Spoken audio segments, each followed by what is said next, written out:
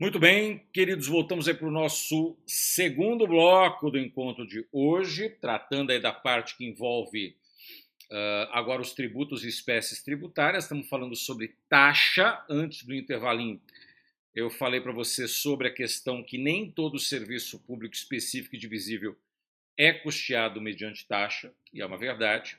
E aí vem a questão do seguinte, né? Como é que eu sei, então, olhando na questão de prova, por exemplo, como é que eu sei que determinado serviço vai ser custeado por taxa? Como é que eu sei que determinado serviço vai ser custeado mediante tarifa? Uma das coisas que vai te ajudar para isso vai ser você observar a questão da execução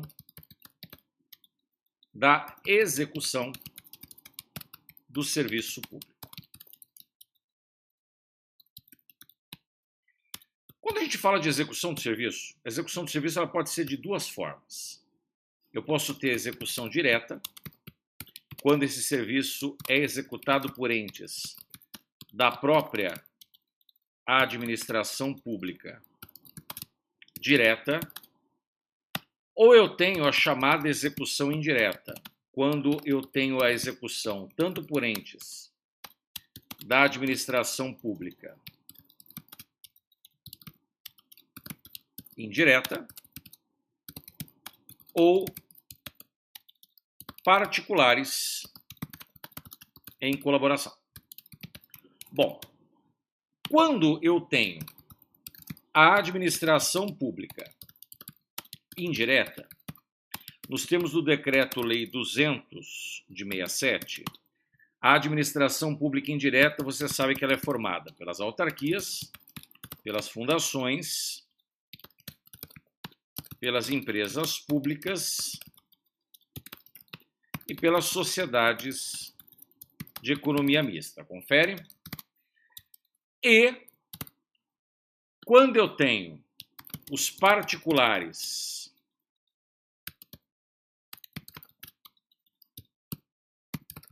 executando serviços públicos, os particulares só podem executar serviços públicos nos termos do artigo 175 da Constituição, entenda-se por meio de concessão, por meio de permissão, sendo precedidos de licitação.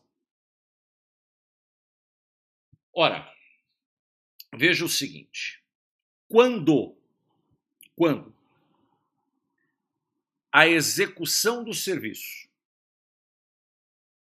ela for realizada, então vai lá, quando a execução do serviço público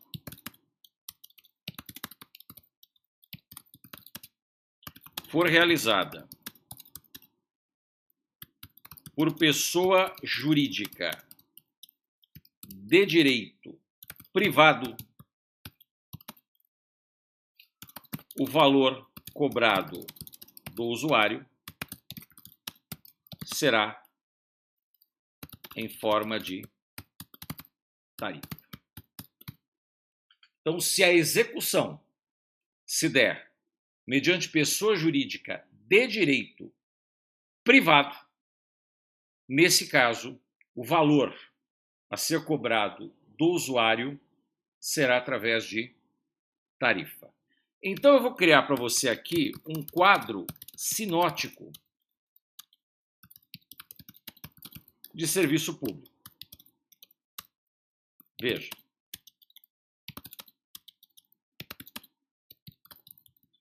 Se eu tenho um determinado serviço público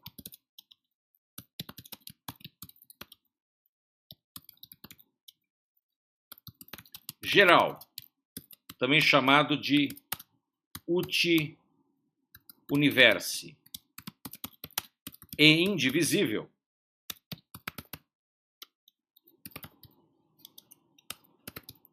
esse serviço vai ser custeado ou por meio de impostos ou por meio de contribuições especiais. É o que acontece, por exemplo, com saúde, educação, transporte público, transporte público, saúde, educação, iluminação pública, segurança pública, dentre outros. Agora, se eu tenho um serviço público específico, que é também chamado uti singuli, que a gente viu. Desculpa. Uti singuli e divisível. Esse serviço será custeado ou por meio de taxa ou por meio de tarifa. Lembre-se que a taxa goza de natureza tributária, sujeitando-se, então, a todo e qualquer regramento tributário. A tarifa goza de uma natureza contratual. A tarifa é um contrato firmado entre o prestador do serviço público e o usuário do serviço público. Então, a gente não pode afirmar que o serviço público específico e divisível ele vai ser custeado mediante taxa. Não dá para saber isso, né? Eu não consigo, assim, conceber nem entender. Perfeito? Ademais, nós temos o seguinte. Nós temos a modicidade. O que é a modicidade? O valor cobrado do usuário deve ser compatível com o tipo de serviço prestado, não podendo ser valor exorbitante que possa levar ao não atendimento do interesse público primário. Então, o valor cobrado do usuário tem que ser um valor, quando a gente fala preço módico, não significa que é gratuito, não é isso. Mas quando a gente fala, o preço é módico, significa, nesse caso, que ele é condizente, né, com o tipo de serviço que é executado. E ainda nós temos a questão da base de cálculo. Diz a lei tributária, nos termos do artigo 145, no parágrafo 2º da Constituição, que a taxa não pode adotar base de cálculo própria de imposto. Por mais que isso seja uma determinação constitucional, o Supremo entendeu, com o advento da súmula vinculante 29, que a taxa pode se utilizar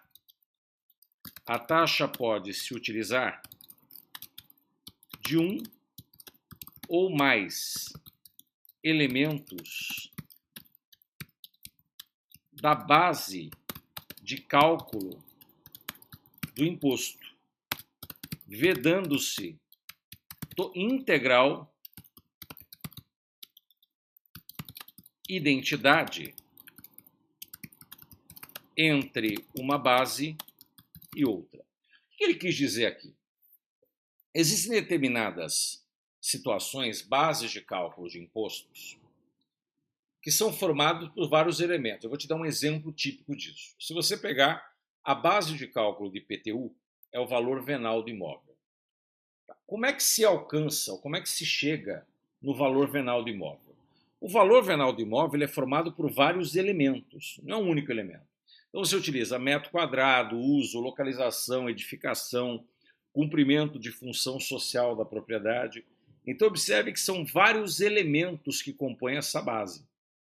Vários elementos. Então, nesse aspecto, o Supremo falou, olha, se a taxa for utilizar um ou mais elementos, beleza. Só não pode ser idêntica. Bem? E aí nós tivemos algumas discussões jurisprudenciais sobre esse tributo. Então, primeiro, a questão de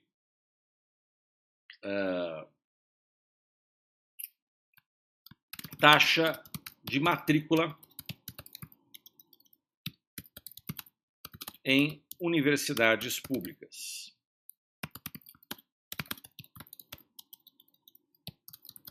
A taxa de matrícula em universidades públicas, ela foi considerada inconstitucional por afrontar a gratuidade do serviço público.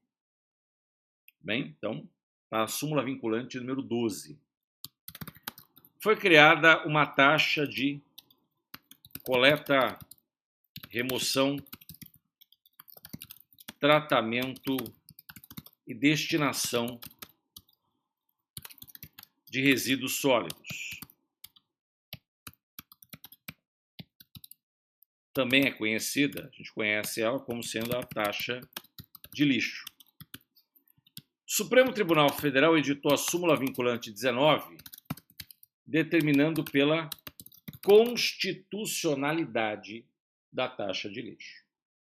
Então, ela tem, aliás, a taxa de lixo, por si só, ela não afronta nenhum elemento que poderia enveredar pela impossibilidade da sua edição. Aí tivemos a taxa de iluminação pública. Veja, iluminação pública passa a ser um serviço geral indivisível.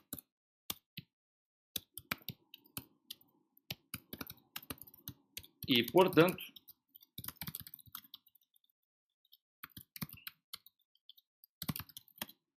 ela não pode ser custeada mediante taxa. Por esse motivo, nós tivemos a súmula vinculante 41, que diz que o serviço de iluminação pública não pode ser custeado mediante taxa. Perfeito? Muito bem. Fechamos aí taxa e agora entramos na contribuição de melhoria. Contribuição de melhoria é um tributo que tem o seu fundamento no artigo 145, inciso 3 da Constituição Federal, entre os artigos 81 e 82 do Código Tributário Nacional e também o Decreto-Lei 195 de 67, todos os diplomas em pleno vigor. A contribuição de melhoria passa a ser, assim como a taxa, um tributo cuja competência é comum. Então, todos os entes federativos podem criar uma contribuição de melhoria. E também, assim como a taxa, é um tributo vinculado, ou seja, ela depende de uma contraprestação estatal específica. Ela vai depender de uma contraprestação estatal específica. Muito bem. Diferentemente do que acontece com o imposto. Quando a gente analisa a materialidade do fato gerador, o fato gerador da contribuição de melhoria, ele congrega dois fatores. O primeiro fator é a existência de uma obra pública. O segundo fator é a valorização imobiliária efetiva em decorrência da obra. Uma coisa, ela não funciona sem a outra. Então, uma acaba sendo interligada e dependente da outra.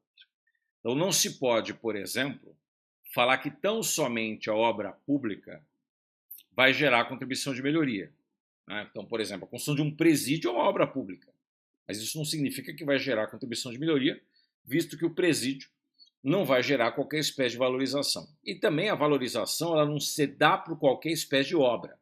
Por exemplo, olha, eu construí um shopping center e valorizou os imóveis. Posso cobrar contribuição de melhoria? Não. Shopping center não é obra pública. Então eu preciso que uma obra pública acarrete a valorização imobiliária efetiva. E um dado aqui importante. Nós sabemos que, nos termos do artigo 37, inciso 21 da Constituição, obras, serviços, incluindo serviços de publicidade, compras, alienações, concessões, devem ser licitadas. Ah, mas a obra pública foi realizada por um particular. O poder público pode cobrar contribuição de melhoria? É óbvio, porque o que se delega ao particular é a mera execução. A titularidade da obra ou do serviço ele continua pertencente ao poder público. Então se delega a mera titularidade, se delega a mera execução, jamais a titularidade. Por isso que pouco importa quem está executando o serviço. Existe, na verdade, um limite de arrecadação da contribuição de melhoria, que é justamente o custo total da obra. É o que se chama de limite global. Então, qual é o limite da arrecadação? O limite da arrecadação é o custo total da obra pública. Só que é óbvio, eu não posso dizer que todo e qualquer imóvel vai valorizar sempre da mesma forma. Tem imóveis que vão ter uma valorização maior, tem imóveis que terão uma valorização menor. Então, mesmo observando o custo total da obra, né, deve-se observar, de igual forma, o limite individual de valorização. Por isso que, segundo o STJ, a base de cálculo da contribuição de melhoria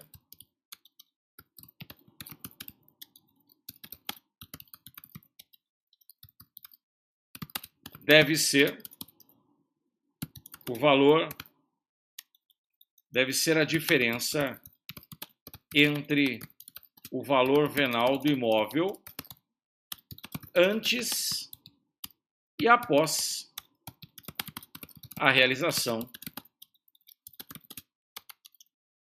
da obra pública. Então, se a obra pública, o imóvel, valia naquele dado momento 100 mil reais antes da obra, valor venal. Depois da obra, ele vale 130 mil reais, então a base de cálculo da contribuição de melhoria será de 30 mil. É a diferença positiva do valor venal antes e após a realização da obra pública. Beleza? Levando em consideração que nós temos também na contribuição de melhoria algumas discussões jurisprudenciais. E dentre as discussões jurisprudenciais na contribuição de melhoria, a primeira é a questão de uma obra pública em andamento. Então, a obra ainda não foi concluída. Seria possível instituir, cobrar uma contribuição de melhoria? Segundo o STF, se o poder público tiver condições de determinar a efetiva valorização dos imóveis, é possível a instituição da contribuição de melhoria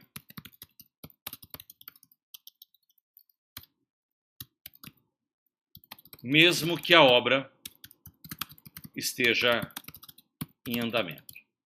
Veja que o que motivou o STF a julgar desse jeito foi questão, por exemplo, que foi julgada da obra de metrô. O Supremo falou, eu não preciso que uma obra de metrô, por exemplo, esteja totalmente concluída para que a contribuição de melhoria seja válida. Desde que o poder público consiga determinar a efetiva valorização, né? Muitas vezes a obra está em andamento, eu já consigo determinar quanto que valorizou. E uma outra situação que se levantou foi sobre recapeamento asfáltico.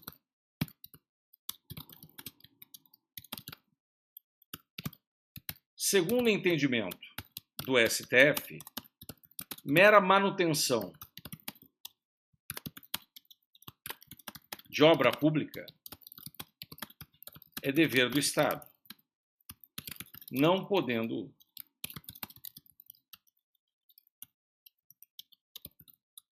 ser custeada através de contribuição de melhoria. Isso porque a contribuição de melhoria ela tem incidência sobre obra nova. Então, manutenção de obra pública é custeada por outras espécies tributárias. Eu não posso custear a manutenção de uma obra pública mediante a contribuição de melhoria. Tá certo? Então, essas informações elas são bem pontuais, bem pertinentes, que você deve saber. Beleza? Então, segunda parte do nosso encontro de hoje. Cheguei até aqui com vocês. Vamos para o nosso rápido, breve intervalinho e a gente já volta.